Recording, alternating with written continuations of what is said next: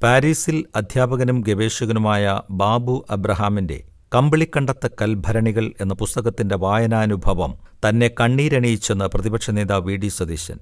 ചങ്ക് തുളച്ചു കയറുന്ന ഭാഷയിൽ സ്വന്തം ഹൃദയം കൊണ്ടെഴുതിയ പുസ്തകമെന്ന വളരെ വൈകാരികമായൊരു ഫേസ്ബുക്ക് കുറിപ്പുമായിട്ടാണ് സതീശൻ തന്റെ വായനാനുഭവം പങ്കുവച്ചത്. പുസ്തകം വായിച്ചു കഴിഞ്ഞതിന്റെ പിറ്റേന്ന് മാതൃഭൂമി ബുക്സിൽ വിളിച്ച് 1000 പുസ്തകങ്ങൾ ഓർഡർ ചെയ്തതായും ജൂലൈ 19-ന് പറവൂരിൽ സംഘടിപ്പിക്കുന്ന മെറിറ്റ് അവാർഡിൽ കുട്ടികൾക്ക് കൊടുക്കാനാണെന്നും സതീശൻ വ്യക്തമാക്കി. പല അധ്യായങ്ങളും വായിച്ചപ്പോൾ കരച്ചിൽ നിയന്ത്രിക്കാനായില്ല. വായിച്ചു തീർത്തപ്പോഴും കണ്ണീർ തോരുന്നുണ്ടായിരുന്നില്ല.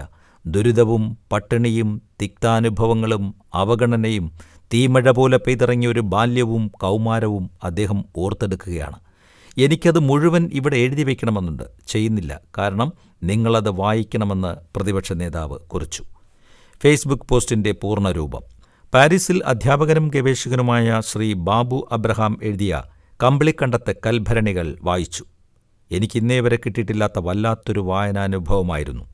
പല അധ്യായങ്ങളും വായിച്ചു കഴിഞ്ഞപ്പോൾ കരച്ചിൽ നിയന്ത്രിക്കാനായില്ല. വായിച്ചു തീർത്തപ്പോഴും കണ്ണീർ തോരുന്നുണ്ടായിരുന്നില്ല. ദുരിതവും പട്ടിണിയും തിക്താനുഭവങ്ങളും അവഗണനയും തീമഴ പോലെ പെയ്തിറങ്ങിയ ഒരു ബാല്യവും കൗമാരവും അദ്ദേഹം ഓർത്തെടുക്കുകയാണ്. മദ്യപാനം മൂത്ത് തന്നെയും 3 സഹോദരിമാരെയും ഉപേക്ഷിച്ച് അപ്പൻ പോയപ്പോൾ ചേർത്ത് പിടിച്ച അമ്മയാണ് താരം. കൃഷിപ്പണി ചെയ്തും മറ്റു വീടുകളിൽ പണിക്കുപോയും കല്ലും മണ്ണും ചുമന്നും ആ ധീരയായ അമ്മ മക്കളെ പോറ്റി.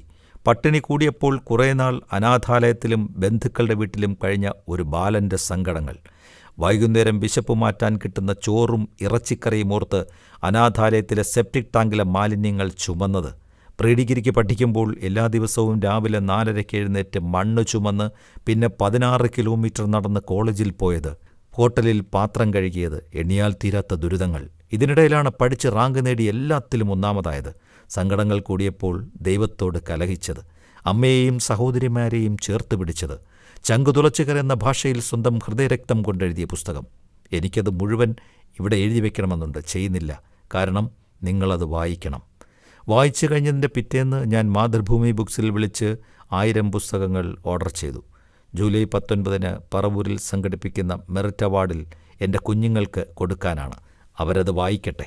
ഞാൻ നിങ്ങളോടും പറയുന്നു, നിങ്ങളുടെ മക്കൾക്ക് ഈ പുസ്തകം വാങ്ങിക്കൊടുക്കണം. ഒരുപക്ഷെ നിങ്ങൾ അവർക്ക് കൊടുക്കുന്ന ഏറ്റവും മികച്ച സമ്മാനമാകുമത്.